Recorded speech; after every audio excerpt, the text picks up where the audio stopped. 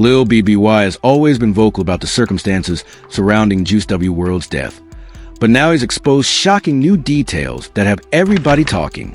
His revelation finally lines up with what Juice WRLD's girlfriend has been saying all along. You guys think he died from a drug overdose? You're wrong. I have got all the details. Let's get into it. The Courtroom bombshell that exposed the truth. Okay, so let me break down for you what Bibby allegedly revealed under oath, because this is crazy. According to court documents and testimony that emerged, BBY's knowledge of Juice's addiction problems was far more extensive than he had previously admitted publicly. But more importantly, the decisions that were made with that knowledge paint a picture that's deeply troubling. And the thing is, BBY had actually hinted at some of this in past interviews. Juice, like a week before he passed, he pulled me to the side like, you gotta start coming around more. I miss how it was in the beginning, man. This clip reveals something crucial. Juice was reaching out. He was asking for help. He was telling Bibby that he needed him around more. But here's where it gets real dark, and where Bibby's own words start to paint a different picture than the caring mentor narrative that was initially pushed. So I tell him, like, Juice, you be acting weird, bro. I don't like being around weird people. Hold up. Let me pause right there, because this is where you start to see the cracks in the facade.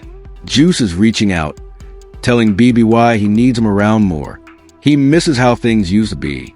And Bibby's response: he calls Juice weird and says he doesn't like being around weird people.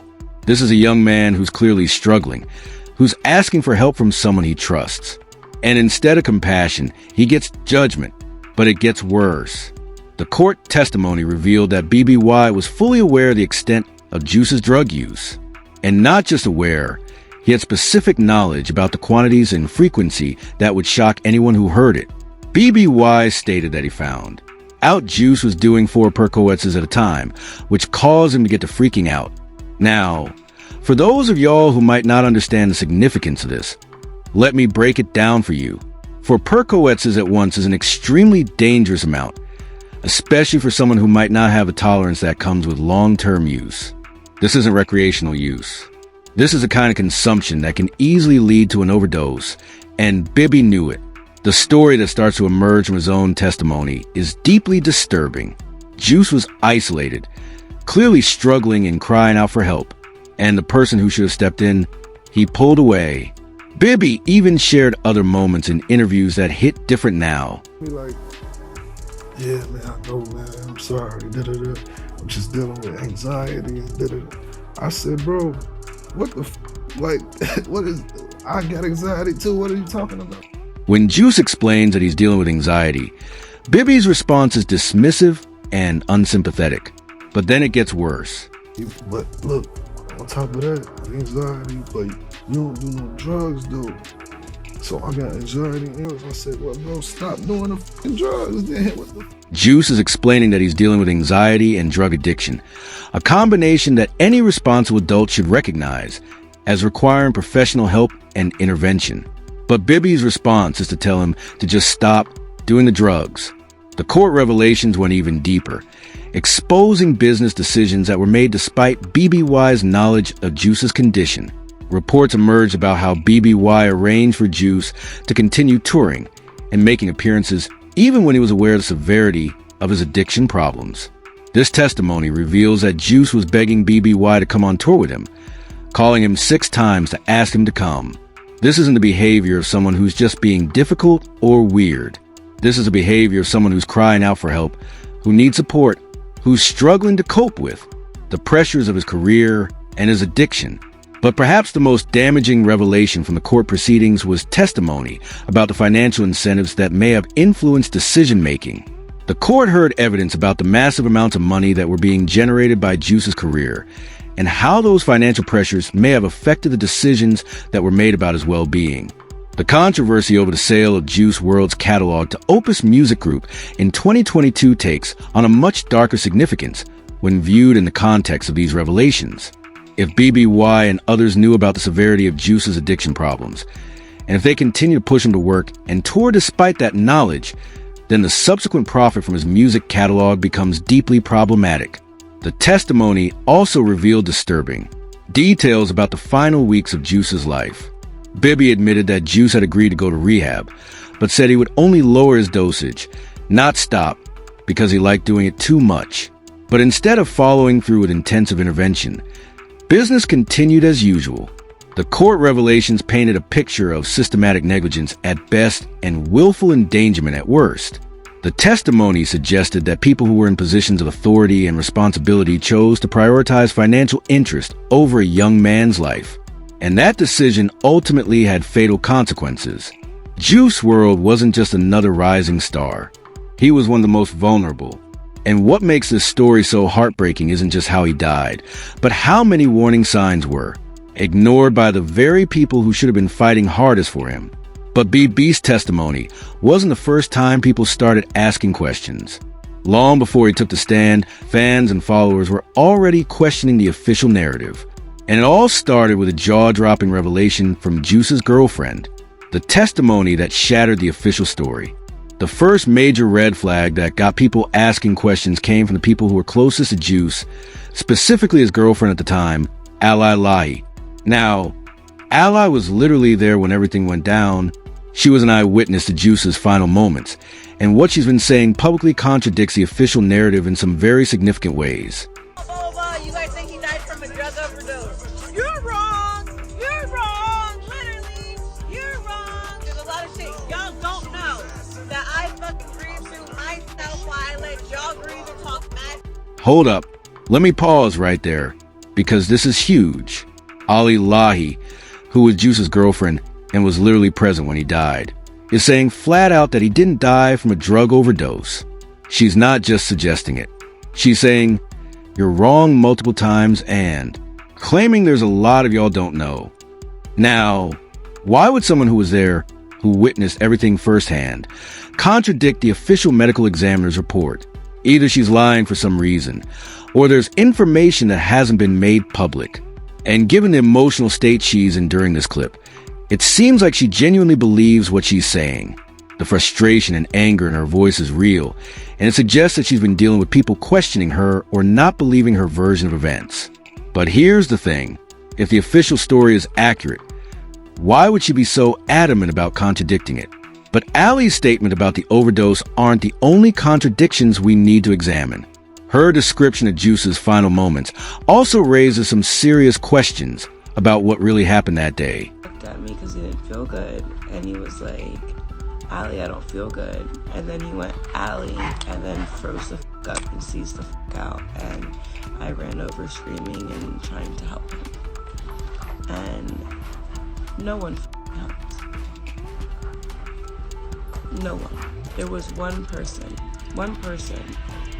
out of all the people that were there that were able to help. I'm not talking about the group that we were with, because they were handcuffed, so there's not much they could do. But everyone else that was there was only one person who helped me. It was a woman. I'm so grateful for her. This testimony from Ally is absolutely critical because it provides details about Juice's final moments that we haven't heard anywhere else. According to her, Juice told her he didn't feel good, then seized up. But here's what's really disturbing. She says that out of all the people who were there, only one person helped her try to save Juice's life. Think about that for a moment. You've got a young man having a medical emergency. And according to his girlfriend who was there, almost nobody tried to help. Where was his management team? Where were the people who were supposed to be looking out for him? And why were so many people handcuffed?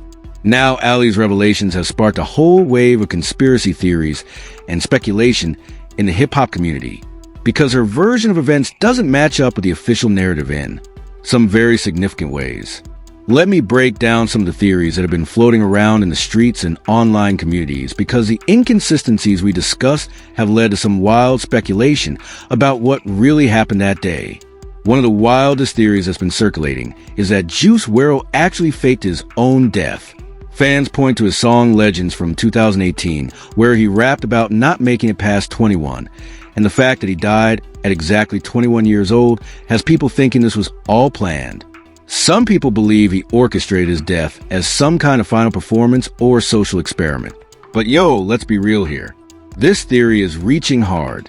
The medical examiner confirmed his death was from an accidental overdose of oxycodone and codeine. They administered Narcan. He was taken to hospital, and he died on December 8, 2019. Artists talk about death in their music all the time, especially when they're struggling with addiction and mental health issues like Juice was. This is where things get really dark, and it's probably the most serious conspiracy theory that's been floating around. Some people on Reddit and other platforms have speculated that Grade A Productions actually poisoned Juice to retain rights to his unreleased songs. The theory goes like this. The label laced Juice's pills.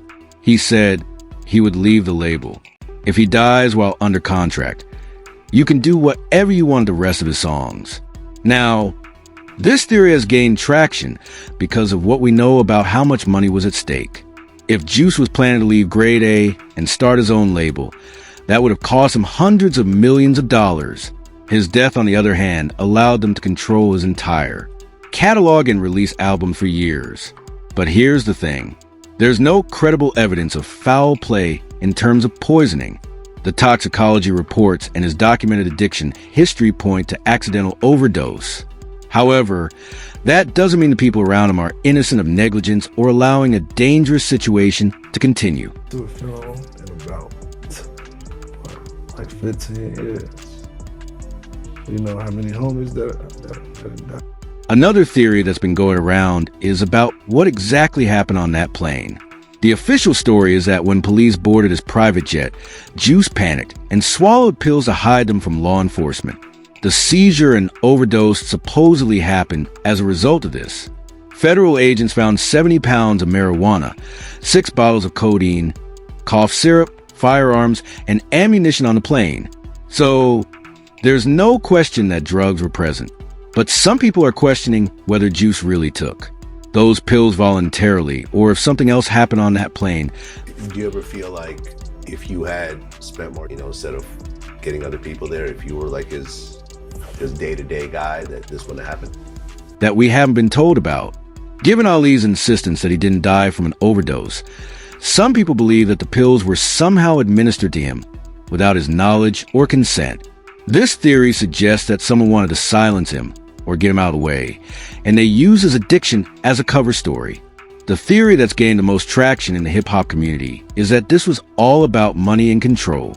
According to this theory, Juice was becoming too independent, too aware of his own value, and too difficult to control. His struggles with addiction made him vulnerable, and certain people exploited that vulnerability for their own financial gain. This theory points to several suspicious facts. Plans for posthumous releases and catalog sales were apparently ready very quickly after his death. The people who allegedly failed to protect him have made hundreds of millions from his death. His attempts to get help were repeatedly dismissed or inadequately addressed. Key people in his management team weren't even in contact with him on the day he died.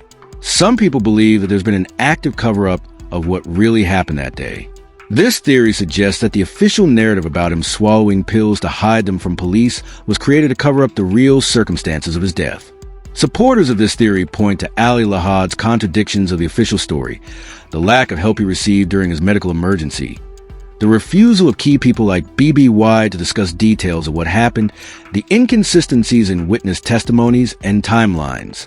This is probably the darkest theory, and it suggests that Juice WRLD was deliberately sacrificed by industry executives who saw him as more valuable dead than alive.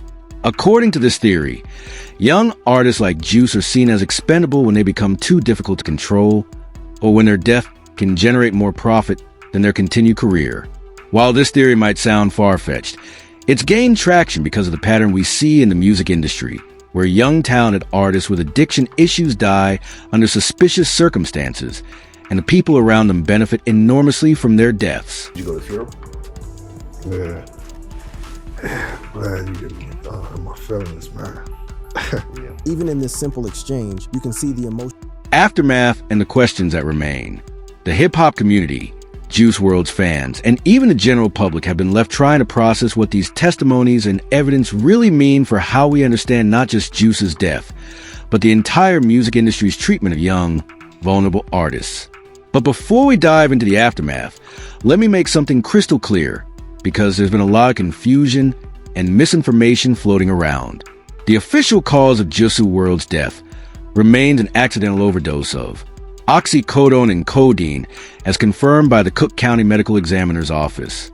Nobody suggesting that BBY or anyone else directly caused Juice's death in a criminal sense. But what the court revelations have exposed is a pattern of behavior and decision-making that raises serious ethical and moral questions about the responsibilities that come with managing a young artist's career. The immediate reaction to these revelations was swift and intense. Social media platforms like Reddit exploded with discussions about Bibby's role, with many fans expressing feelings of betrayal and anger. The narrative that had been carefully constructed about BBY as the caring mentor who discovered and nurtured Juice's talent was shattered, replaced by a much darker picture of someone who may have prioritized business interest over a young man's well-being. 12:57/13/09. This clip becomes even more significant when viewed in the context of what we now know. Bibby admits that he doesn't usually go to funerals, even for friends who have died, but he went to Juice's funeral. The question that many people are asking is, was this genuine grief or was it guilt? 13:24:13, 38.